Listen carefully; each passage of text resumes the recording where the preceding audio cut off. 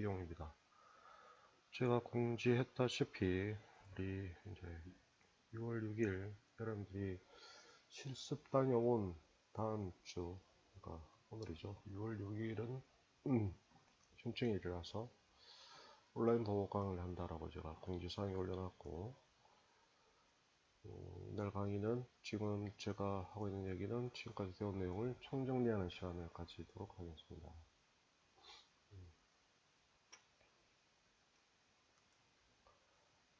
우리가 배웠던 게 이제 기초 개념 배웠고, 다음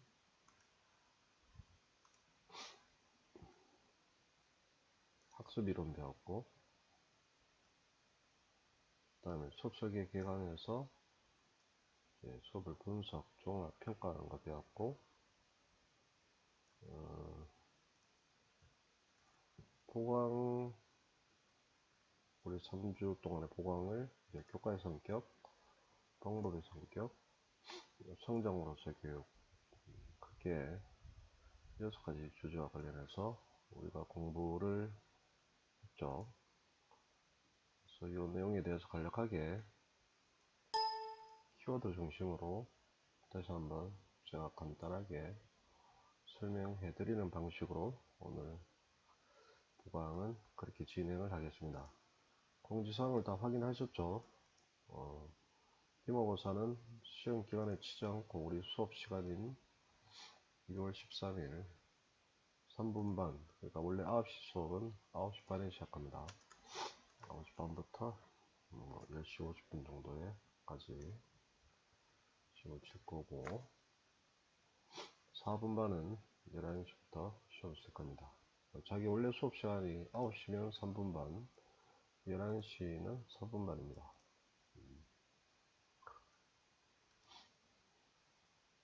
공지사항에 제가 미리 다 올려놨으니까 확인을 하시고요. 자, 아주 디테일하게 뭐 우리가 다 봐야 될 게 아니고,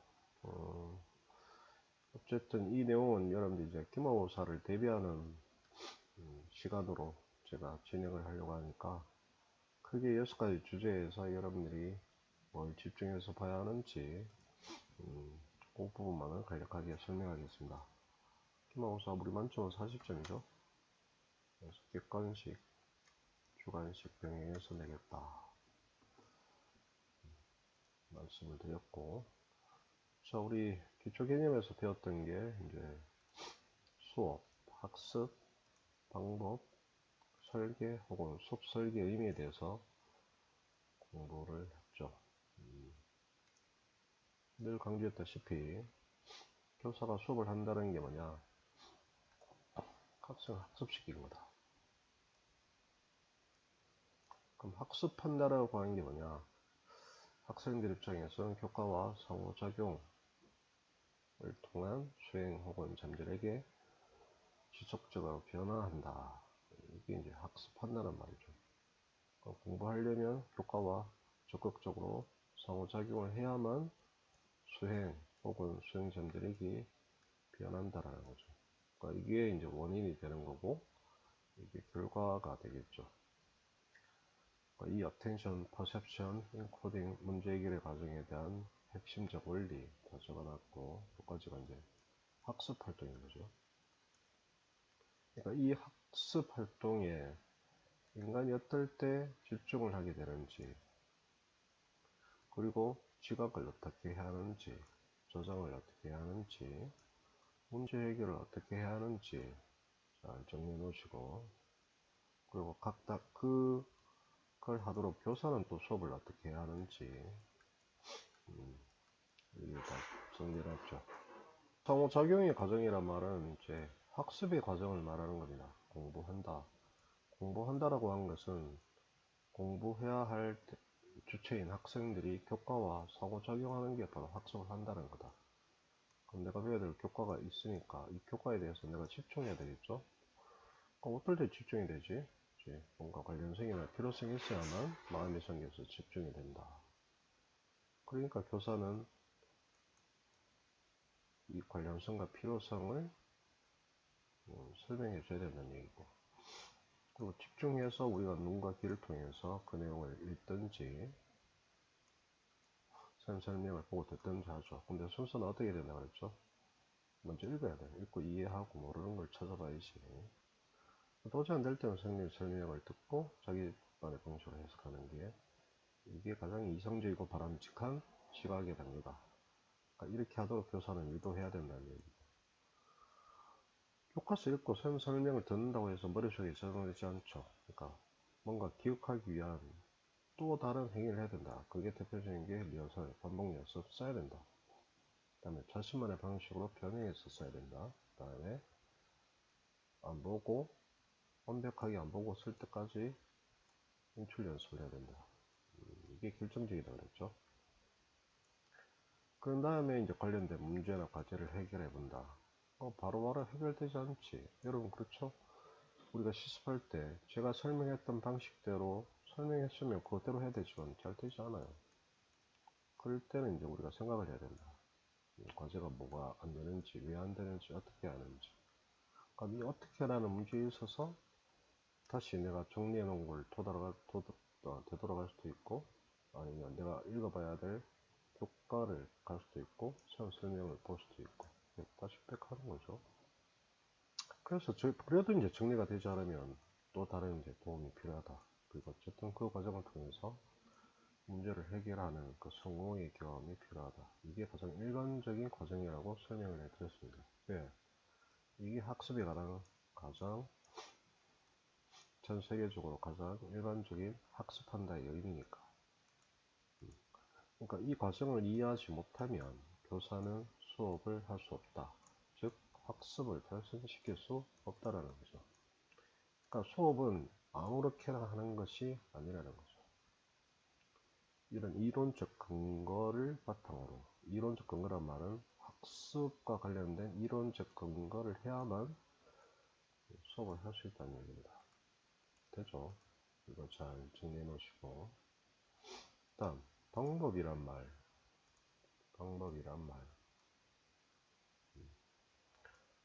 우리 사용적 의미는 어떤 목적을 달성하기 위해서 취하는 행동, 이게 이제 국어사용적 의미. 그럼 수업 방법이란 말은 수업의 목적, 즉 학생을 학습시키고 성장시키기 위해서 뭔가 교사가 생각하고 고민하고 행동할 거 아닙니까? 이 모든 게 방법의 문제다 이거지. 그걸 이제 뒤에는 앞서 봤던 이제 방법의 성격에서도 그 얘기를 했죠. 그럼 교사는 어떻게 해야 되느냐? 타인의 방법을 들고 와서, 그러니까 뭐 여러분이 교대를 다니니까 교대 교수님들이 얘기해주는 그 방법을 내가 들고 와서 그냥 하는 게 아니다라는 거야. 그럼 자기가 직접 수업을 해봐야 돼요. 그럼 보이잖아. 내가 하는 수업이 아이들이 얼마나 집중하는지, 학습하고 있는지. 보다 보면 이제 느껴지죠. 뭔가 문제가 있다고 하는 거예요. 그럼 문제가 있다는 게 느껴지면 우리가 좀 깊이 있게 사고해야 된다. 반상적 사고라고 하는 건 깊이 있게 사고해봐야 되는 거죠. 왜 그런지, 왜 이런 문제가 나오는지, 어떻게 해야 되는지. 이게 이제 사고하는 거죠.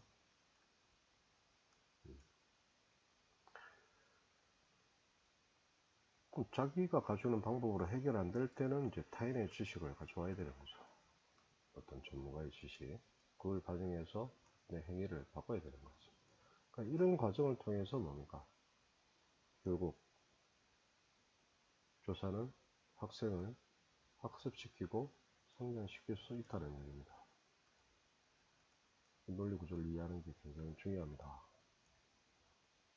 이게 제가 우리 보강에서 얘기했던 방법의 성격과 같은 맥락이라는 거죠. 이해되시겠습니까? 자, 요 부분 정해놓으시고, 다음 수업을 설계한다. 설계한다라고 하는 건 뭐냐면, 뭐 여러 얘기 적어놨지만 이게 핵심이다. 수업을 변화, 개선, 창조하기 하는, 즉 학생을 변화시키기 위해서는 뭡니까? 계속 수업을 바꿔야 되겠죠. 위한 교사의 행위다. 계획도 하고 실행도 하고 평가도 하고 개선하는 끝없는 과정이다. 그러려면 이 수업 자체를 여러분들이 이해를 해야 된다. 하나의 시스템이다. 시스템이라고 하는 게 뭐죠? 하나의 생명체라고 그랬죠? 이건 생물학자가 만든 개념이기 때문에 유기체다. 다 연결되어 있다는 거지. 그러니까 수업을 하나의 시스템으로 강조해야 된다는 말은 하나의 유기체, 생명체로서 강조해야 된다는 거지. 그럼 생명체가 되기 위해서 물리적 실체들이 다 있어야 되고 이 각각들이 다 연결되어 있어야만 하나의 유기체, 생명체가 된다는 거죠. 그럼 이 유기체의 목적성은 어디 있다고? 학생을 학습시키는 목적을 가지고 있다.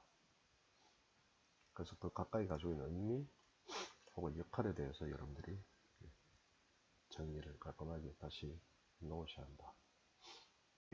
여러분들이 잘 이해되지 않는 게 교사가 학생들에게 교과를 가르친다는 것과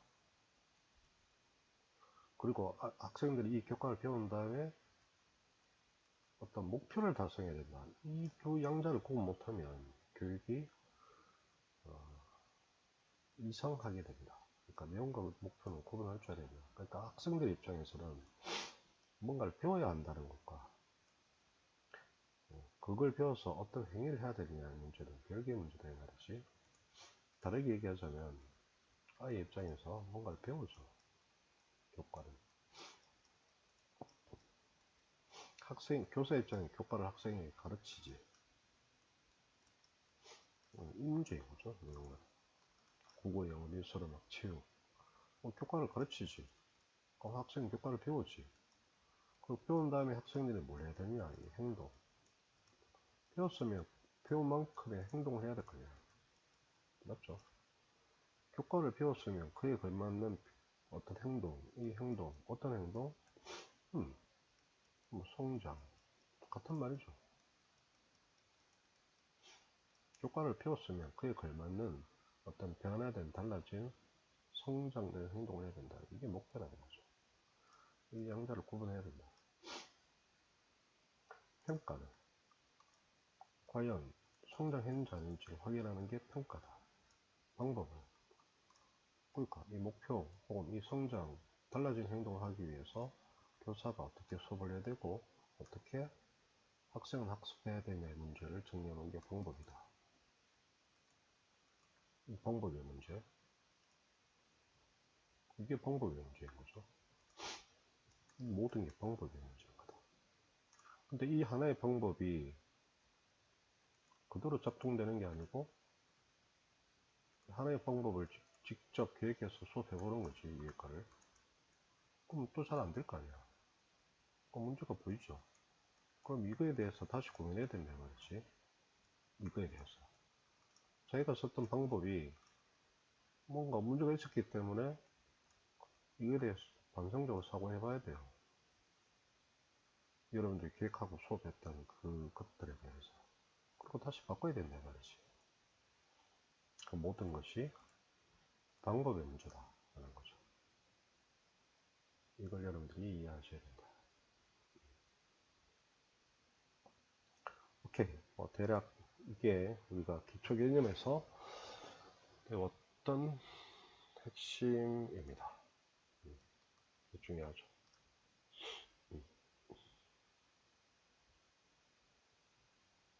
그리고 이거를 이제 설계하는 방법과 연결해서 얘기하면 뭐 밑에서 다시 얘기하겠지만 요거부터 먼저 해야 되죠. 교사가 요걸 이제 애널라이즈 분석하는 거다.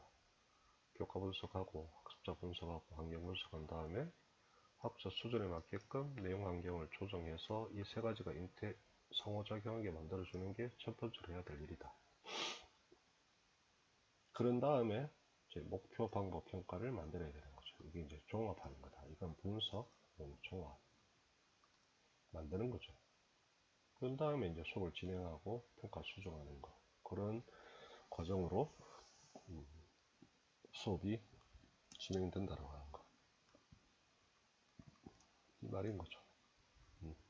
그러니까 수업을 계획할 때 해야 할 일은 뭐냐면 얘를 분석도 해야 되고 얘를 만들기도 해야 된다는 거죠. 그리고 만든 그 각각이 서로 다 관련이 돼 있어야 된다. 다 연결이 돼 있어야 된다.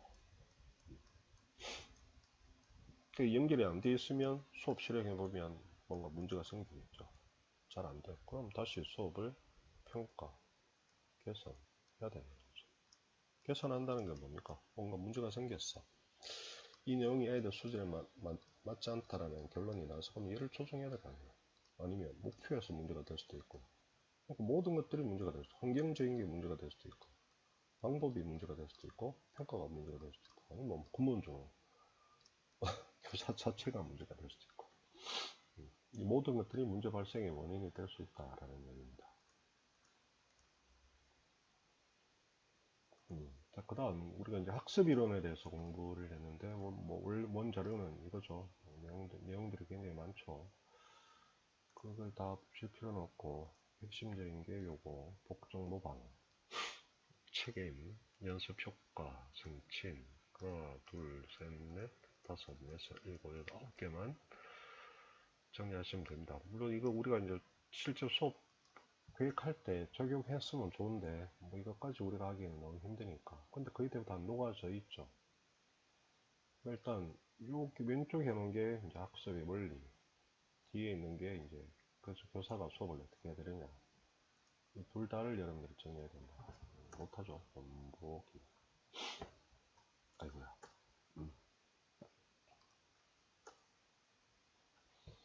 이게 이제 학습 원리라는 거죠. 이게 학습 원리, 학습 원리,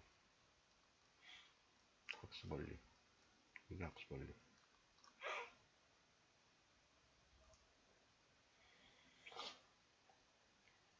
원리라는 게 뭘까? 이론이라는 게 뭘까요? 일반적으로, 보편적으로 공부를 어떻게 하는 게 효과적인 건가라는 거지. 모방 잘해야 돼. 누구 모방해야 되죠? 그러니까 전문가들을 모방하는 게 학습한다는 거예요. 그러니까 교사는 뭘 해야 됩니까? 학생들에게 본보기나 시범을 잘 보여줘야 된다. 다음, 공부 잘하려면 자기 스스로 주도하고 책임을 져야 한다. 공부 잘하려면. 그러니까 책임질 수 있는 어떤 역할, 기회, 조건을 제공해 줘야 된다. 이제 저는 1번론입니다. 여러분들이 디테일하게 예를 만들어 봐야 되겠죠. 그 다음, 썬다이크 연수의 법칙, 효과의 법칙. 실험을 어떻게 했죠? 그 과정 확인하시고. 그래서 교사는 어떻게 해야 되죠?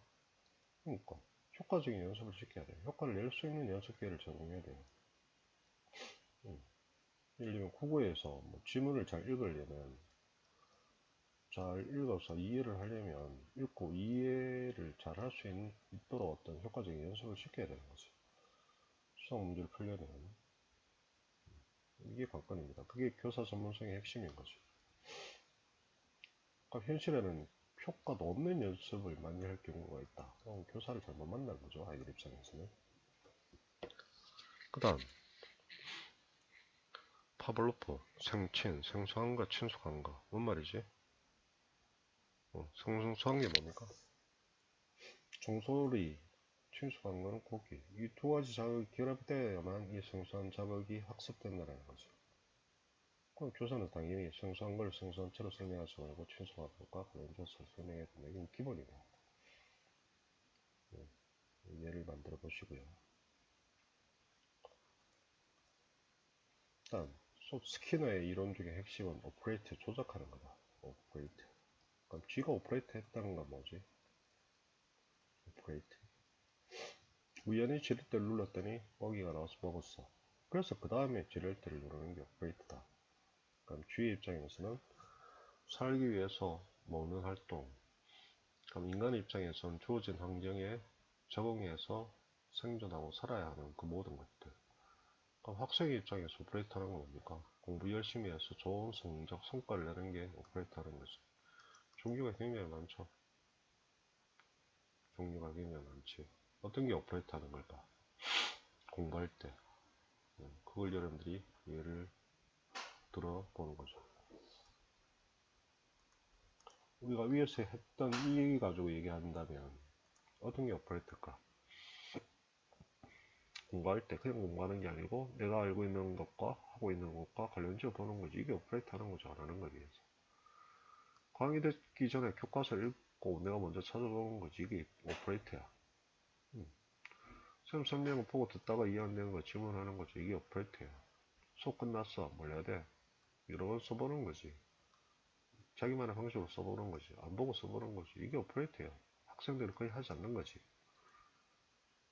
정규 교육이 없어요, 이게.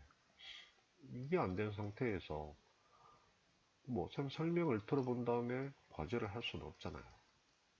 그렇지 않습니까? 그러니까 이건 필수적인 거지. 선택의 문제가 아니고.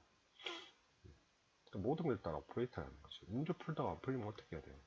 생각하는 게 오퍼레이트야. 생각 안 하고 바로 답지 보고 쌤 피드백 받는 거는 의미 없다는 거지. 의미 없습니다. 그거. 자, 그게 조작이라는 개념. 굉장히 중요하죠. 우리가 학습을 성공할 때, 혹은 우리가 인생을 살아갈 때, 오퍼레이트 한다라고 하는 개념은 굉장히 중요하다. 그 다음, 피아제, 비평형화, 동화, 조절. 이 메커니즘 정리하시고. 교사는 어떻게 해야 되죠? 아이들에게 지적 활동을 유발해야 된다는 거지. 그리고 이 활동을 통해서 아이들의 지식을 스스로 조절할 수 있게끔 만들어줘야 된다는 겁니다. 이거 다 예를 들어보셔야 돼요. 제가 시험 문제 낼 때 이걸 예를 들라고 할 겁니다. 예를 드시오. 예를 드세요. 이걸 기계적으로 쓰는 거는 아닙니다. 각각에 대해서 여러분들이 실제 예를 만들어 보시기 바랍니다. 시험 문제 그렇게 낼 겁니다. 그 다음 기억의 과정 공부했죠. attention, 그 다음 리허설, 인코딩, 리트리브. 이게 기억의 핵심이다. 이미 우리가 위에 썼었죠. 상호작용 얘기할 때. 그러니까 기억할 수 있는 활동을 시켜야 되는 거지. 리허설하게 해야 돼요. 인코딩 하게 해야 돼요. 인출 연습 시켜야 돼요. 안 하면, 안 시키면 아이들은 하지 않는다는 거지. 그 다음, 에빙하우스의 망각 이론. 망각은 그렇게 발견했죠. 그래서 복습의 주기를 잘 맞춰줘야 된다, 아이들에게. 그 다음에 복습하는 방법을 가르쳐야 된다. 가급적 실험 자체만 가지고 얘기하면 집중된 연습보다 분산된 연습이 중요하다라고 하는 거. 그것도 여러분들이 예를 들어 보시고. 그 다음, 마음이 없으면 봐도 못 본다. 제가 뭐 보이지 않는 고릴라, 우리 주의력 결핍 이런 부분. 그래서 교사 입장에서 공부할 마음을 어떻게 들게 해줘야 하느냐. 이거 굉장히 중요하죠. 어떻게 공부할 마음을 들게 해줄 거냐. 왜냐하면 마음이 없으면 안 본다는 거죠. 봐도 못 본다는 거죠. 그러니까 결국 관건은 공부할 마음을 어떻게 들게 해줄 거냐가 핵심이다. 그거를 한번 정리를 해보시고요. 수업 설계 기간에서 엄청나게 많은 얘기를 했죠. 아까 또 잠깐 얘기했지만 수업을 설계하는 과정 혹은 이 과정이 교사가 수업하는 과정하고 똑같습니다. 교사가 수업한다는 게 뭐냐? 수업한다는 게 뭐냐? 일단 내가 가르쳐야 할 교과, 학습자 환경을 분석해야지. 분석한다는 게 뭐지? 분석의 의미, 쪼개고 나눈다는 거지. 쪼개고 쪼갠다는 거. 전체를 부분으로 쪼개고 관련지어 보고 관련지어 보는 거. 이게 애널라이즈 한다는 거다. 왜 하지? 전체를 이해하려고. 교과를 이해하고 학생을 이해하고 환경을 이해하려면 분석을 해야 한다. 그럼 각각을 분석한 다음에 이 교과가 학생의 수준에 맞는지, 그리고 학생이 교과를 공부하는 데 이 환경이 적합한지 아닌지를 따져봐서 이 두 가지를 조정해야 된다. 그러면 분석이 끝나는 거죠. 이거는 선택의 문제가 아닙니다. 제가 설명하는 게 반드시 해야 될 일인 거죠. 그렇게 하면 학생들이 공부를 할 수가 있다. 그 다음에 만들어야 된다. 목표를. 목표라는 게 뭐지? 학생들이 어떤 환경에서 교과를 배우겠지. 선생님의 도움을 받아서. 그럼 그 결과 뭔가 변하고 성장해야 할 행동, 이게 목표인 거죠. 그 목표는 어떤 종류가 있지? Remember, Understand, Apply, Analyze, Evaluate, Create, 6가지가 있다. 이거 중에 하나를 결정해야 된다. 결정하려면 이 데이터가 있어야 되는 거지. 교과, 학자, 환경적인 특징을 고려해서 목표를 만들어야 된다. 그러니까 이게 이제 종합의 대상이다. 그리고 초등학교 아이들 대상할 때는 이 말을 다 풀어 써줘야 된다. 그리고 이 말을 쓰지 않고 여러분들이 문장을 진술하셔야 됩니다. 기억, 이해, 적용이라는 단어를 집어넣지 않고 그 의미에 맞게끔 문장 진술을 해야 된다. 중요하죠. 목표가 없으면, 목표가 없거나 모호하거나 추상적이면 평가를 못합니다. 어떤 방법으로 수업할지도 결정할 수가 없죠. 목표가 뭔지 모호하잖아요. 뭐 함수의 의미를 이해한다? 모호하지. 뭐 함수의 개념을 적용한다? 모호하죠. 그래서 목표가 없거나 모호하면 안 된다. 이게 좀 중요하죠.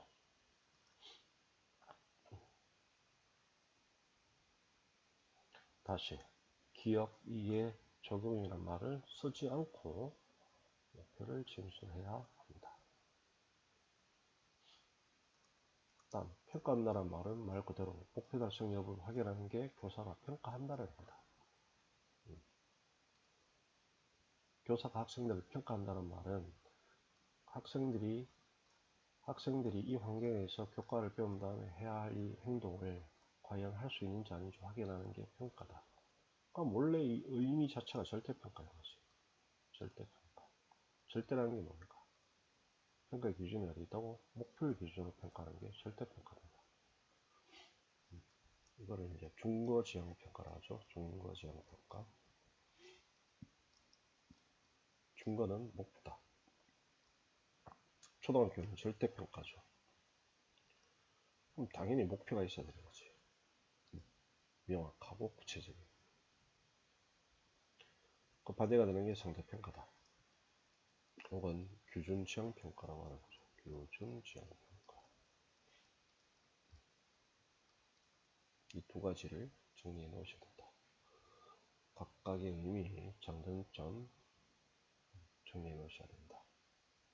다음 진단평가하고 형성평가하고 총괄평가. 진단평가는 왜 하죠? 학생의 수준을 진단하려고. 왜? 이게 진단평가인 거죠. 학사 분석하는 거. 왜 진단합니까? 왜 진단하죠? 얘를 조정하려고. 왜 얘를 조정하기 위해서. 원래 있는 거를 얘 수준에 맞게끔 조정하려고. 그럼 일단 요 세 가지가 뭔가 인택트 해야 된다는 거죠. 그래야만 목표를 만들 수 있어요. 형성평가가 뭐죠? 이게 형성평가인 거지. 목표 달성 여부 확인하는 게 형성평가인 거지. 그럼 필연적으로 당연히 형성평가는 절대평가를 해야 됩니다. 총괄평가는 뭐 마지막에 학년 말에 하는 게 summative, sum 다 총합해서 이제 뭐 다음 학년으로 진급을 해야 된다든지 뭐 성적을 부여하는 게 총괄평가입니다. 그 다음 이거 뭐 말이 목표지만 이제 수업 목표, 뭐 수업 평가, 수업 방법이겠죠. 말을 내가 안 붙였으니까. 일단 방법은 우리가 계속 얘기했던 거 위에서 뭐 기초 개념에서 방법 얘기했고 상호작용 할때 일반론은 이거다. 텐션, 퍼셉션, 인코딩, 문제 해결의 그 메커니즘 했던 얘기죠. 그럼 여기까지가 이제 수업을 계획하는 거다. 계획했으면 이제 수업을 실행하고 평가하는 게 있죠. 그럼 수업을 평가할 때 뭘 평가해야 되냐? 그렇죠? 목표 달성 여부가 수업 평가 핵심인 거지. 그러니까 그 수업 왜 합니까? 학생을 학습시켜서 성장시키는 게 수업해야 하는 이유지. 그러니까 목표 달성 여부를 가지고 수업을 평가해야 돼요. 그러니까 교사의 수업 행위 자체를 평가하는 건 의미가 없는 거지. 처음도 끝도 이 수업이 얼마나 좋은 수업이냐의 문제는 그 수업에서 설정한 목표를 거의 대부분 학생들이 달성했다. 그럼 이 수업은 좋은 수업이죠. 좋은 수업이에요. 그래서 평가해보니까 학생들이 목표 달성이 안 돼 있으면 보충해야 되고, 돼 있으면 심화학습을 한다든지 아니면 다음 단원으로 넘어간다든지. 보충해야 된다 그러면 뭔가 수업 자체에도 문제점이 있지 않았겠습니까? 그럼 문제를 파악, 분석하고 보완도 해야 된다는 겁니다. 그러니까 이게 뭐 수업 설계라기보다는 이제 수업하는 일련의 과정들이라는 거죠. 이게 계속 사이클이 계속 반복이 된다는 겁니다. 그걸 여러분들이 이해를 하셔야 된다. 자, 그 다음 여러분들이 이번 학기에 보강이 굉장히 많아서 뭐 졸업여행도 가고 교생 실습도 가고 그 기간에 어찌 보면 지금까지 위의 얘기는 좀 테크니컬한 얘기였습니다. 기초 개념, 뭐 학습 이론, 수업 설계 과정 혹은 교사가 수업하는 과정은 좀 이제 가치 중립적인 어떤 절차적, 방법적 이야기였다면 교육 그 자체에 대해서 여러분들이 좀 깊이를 가질 필요가 있다. 그 깊이를 마련하는 가장 기본서가 되는 게 이 책입니다. 그러니까 이 수업이 끝나더라도 이 책은 반드시 사서 공부하시기 바랍니다. 번역본은 일단 아무거나 보시면 안 되고 이홍우 선생님이 쓰신 번역한 책을 보셔야 됩니다. 이홍우.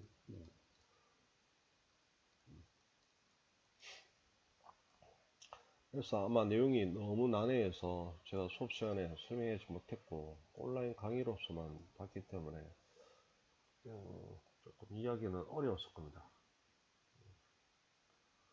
그래서 교과 성격이란 말은 이제 이런 주죠. 학생들은 왜 교과를 배우느냐, 그리고 교사는 왜 교과를 가르치느냐. 그래서 뭐 여러 가지 얘기, 이것만 보시라는 얘기는 아니고요. 거기 나온 내용을 다시 한번 다 읽고 정리하셔야 되고, 저는 간단하게 핵심만 간단하게 얘기할 겁니다. 그래서 뭐 교과가 방법과 분리되지 않는다. 그게 도대체 무슨 말이냐?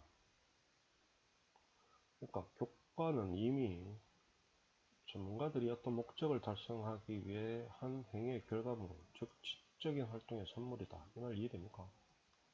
수학 교과서는 수학자들이 수학한 결과물이죠. 역사 교과서는 역사학자들이 어떤 사건에 대해서 역사적 판단과 탐구와 실험의 결과물입니다.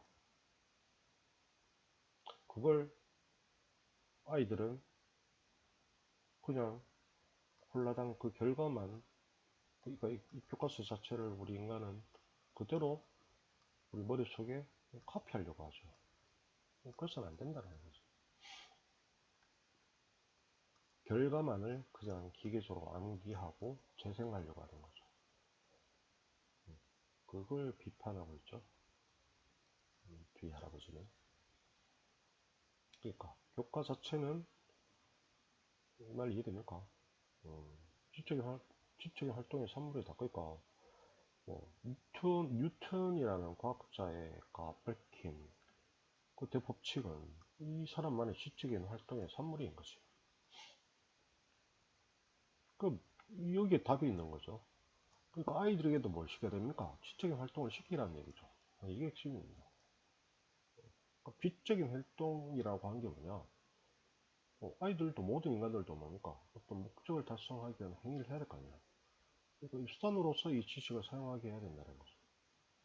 이 과정을 통해서 이제 성적이 이루어진다는 겁니다.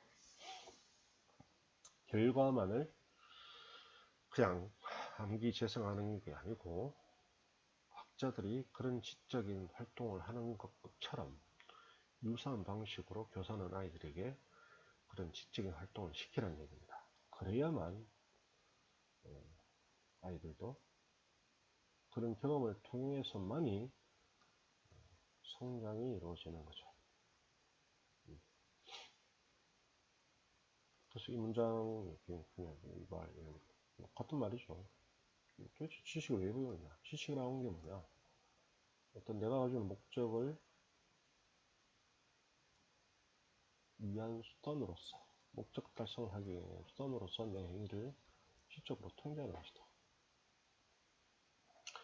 뭐 강의 때도 제가 여러 번 얘기했죠. 민주주의 개념을 가지고 있는 사람은 뭡니까? 너무 어렵나? 친구와 싸우면 안 된다라는 사실을 가지고 있는 사람은 안 싸우지. 그죠? 타인을 배려해야 된다라는 지식을 가지고 있는 사람은 내 행위를 통제하죠. 그게 이제 배운 사람이 해야 될 행동과 행위다 이 말입니다.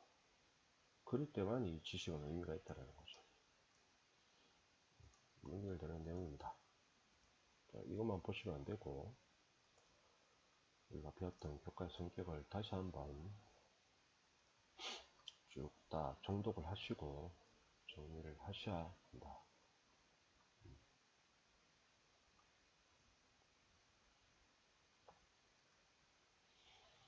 그 다음 방법의 성격도 마찬가지죠. 교과와 방법은 분리되지 않는다. 이게 그만 했던 이야기죠. 그렇다면 교사는 도대체 교과를 어떤 방법으로 가르쳐야 할까? 아이들은 학생 입장에서는 수학을, 과학을, 영어를, 국어를 어떤 방법으로 배워야 할까? 그 질문에 답은 그 교과 안에 있다는 거죠. 지금 말했습니까? 위에서 어떤 교과가 만들어졌단 말은 그 학자가 지적인 활동을 하고 탐구 과정의 결과물이 있겠지. 교과는 행위의 결과물인 거죠. 그러니까 교사는 이 과정을 이해해야 됩니다. 그래야만 아이들에게 그 지적인 활동을 경험시킬 수 있다는 거죠. 학자가, 그러니까 수학자가, 역사학자가, 과학자가 한 결과물인 이 교과서를 아이들에게 그냥 전달하고 재생시키는 게 아니고 과학자들이, 역사학자들이, 사회학자들이 했던 그 지적인 활동과 유사하게 아이들에게 그런 경험을 시키는 것이 올바른 방향의 교육이라는 것이라는 듀이 할아버지 이야기인 거죠. 그러니까 교과의 특성과 무관한 일반적인 혹은 정형화된 방법은 존재하지 않는다. 행여나 그게 존재한다면 그게 올바른 방식으로 공부하는 것이 아니다라는 거죠. 그럼 이 지적인 활동이라는 게 뭐냐? 다시 얘기하면 이렇게 다시 되짚어서 설명할 수 있다는 거죠. 예를 들면 이제 방법이니까 또 뭐 얘기했었죠 강의 시간에. 제가 한번 설명한 것 같은데 교육의 기초 개념 얘기할 때 그러니까 이 기초 개념 이 방법 얘기할 때 결국 이 얘기예요. 교사가 수업을 어떤 방법으로 수업할까? 어쨌든 자기가 가지고 있는 어떤 지식이나 경험을 총합해서 뭔가 수업을 계획해서 수업하지. 그러면 뭔가 문제가 보일 거 아닙니까? 그러면 이때 이제 고민한다 이 말이지. 이때 방법이 대두되다 이 말이야. 우리가 사고를 할 때. 그러면 우리가 좀 더 이것에 대해서 지적인 행위를 하게 된다는 거죠. 내가 수업을 해보니까 아이들이 뭔가 내가 원하는 수업이 잘 되지 않았다. 그럼 그것에 대해서 깊이 있는 사고, 지적인 활동의 결과물로서 뭔가가 변화된다는 겁니다. 초기의 행위보다. 이게 성장이라는 거지. 성장이 뭐 대단한 게 아니고 뭐 한두 가지가 변하고 달라지는 거. 그 변하려면 필연적으로 뭔가를 해야 하고 그럼 필연적으로 거기에 문제가 발생될 거고 그리고 이 문제에 대해서 성찰적, 반선적 사고를 해야 한다는 겁니다. 그럴 때만이 인간의 행위는 변한다. 했던 이야기죠, 결론적으로.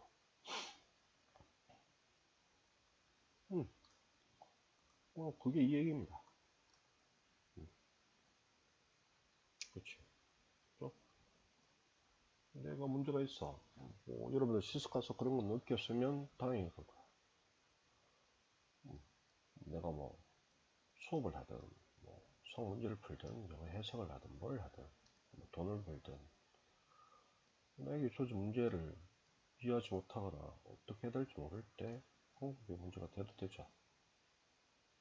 그럴 때 뭐 타인의 방법을 차용하다가 이게 효력이 없어. 결국 이제 스스로의 방법으로 문제를 해결하는 과정이 자연스럽게 발생되죠. 그러니까 자신의 문제를 지적으로 달아낼 그 자체가 바로 방법의 문제다. 그러니까 행위와 분리되지 않는다. 그걸 이제 뒤 인용문에는 이렇게 해놨죠. 방법 성격 안에 요 내용이 다시 있습니다. 읽어보시면 됩니다.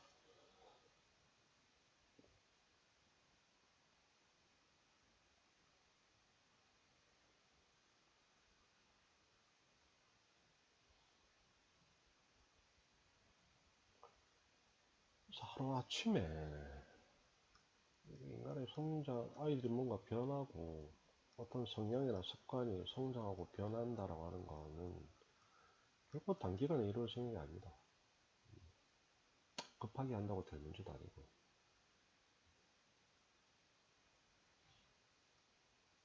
걸리는 거죠. 지적 과정의 질이 교육 성장의 기준이다. 이게 핵심입니다. 이걸 좀 더 깊이 있게 생각해 보시기 바랍니다. 지적 과정의 질이 교육적 성장의 기준이다. 그 다음에 마지막 우리가 본 게 같은 얘기죠. 연결되는 거니까 같은 책에서 이루어진 얘기니까 성장으로서 교육 얘기 이 챕터에서는 대비를 시켜놨죠. 그러니까 기존 교육에서 말하는 성장이라고 하는 것은 소위 말해서 어른들, 기득권 혹은 기성세대가 만들어 놓은 이 표준에 이 스탠다드에 아이들이 도달하는 게 성장이다. 이걸 뒤가 비판한 겁니다. 그러니까 성장에는 끝이 없는 거죠. 인간 성장에는 끝이 없다. 성장하는 그 자체가 목적이다. 완전히 다른 철학과 관점을 가지고 있는 거죠. 성장 그 자체가 성장의 목적이다.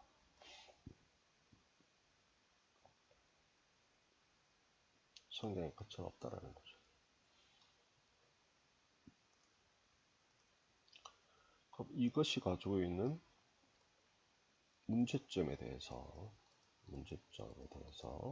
제가 아주 디테일하게 설명을 해드렸는데 기억 안 나죠?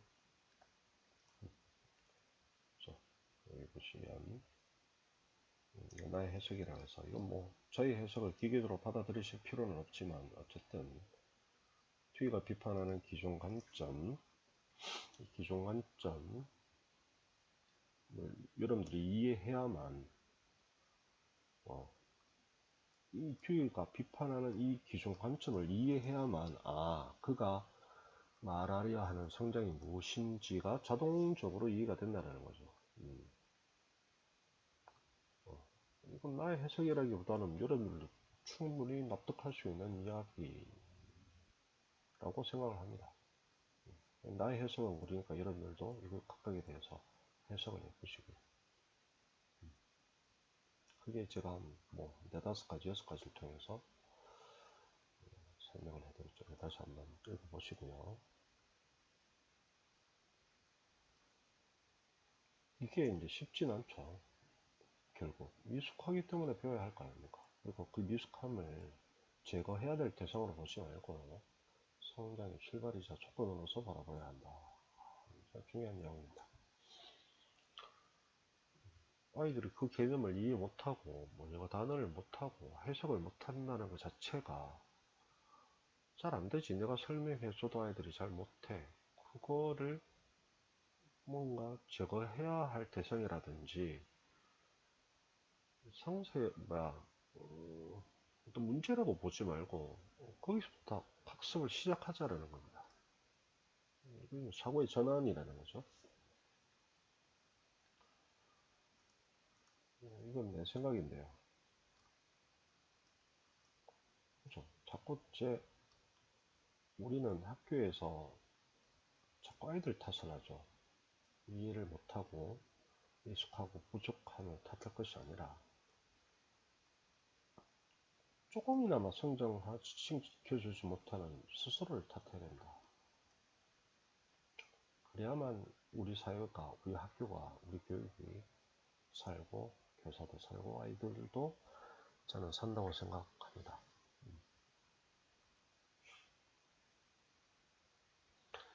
고민해볼 만한 내용이라고 생각을 합니다. 어쨌든 자, 이 내용을 뭐 그번에 쭉 다 얘기할 수 없으니까 그런 방식으로 여러분들도 다시 교과의 성격, 방법의 성격, 성장로서 교육 그 강의 파일은 있으니까 다시 읽어보시고 정리해 볼 수 있는 시간을 가졌으면 좋겠습니다. 그래서 지금까지 크게 우리가 배웠던 기초 개념, 학습 이론, 수업 설계 과정, 그다음 교과의 성격, 방법의 성격, 성장으로서 교육, 요 각각에 대해서 다시 한번 우리가 살펴봤고, 다시 한번 말씀드리면 우리 6월 13일 날 9시 반부터 10시 50분까지 이건 이제 9시 수업 시작하는 사람들 반이죠. 3분 반, 4분 반은 11시에 시험할 거고, 요 6가지 주제에 대해서 객관식, 주관식을 병행해서 문제를 낼 테니까 한 학기 잘 마무리를 하시기 바랍니다. 그리고 수업 설계 과제도 최종 수정해서 13일까지 게시판 만들어 놨으니까 제출하시고요. 자, 시험날 보도록 하겠습니다.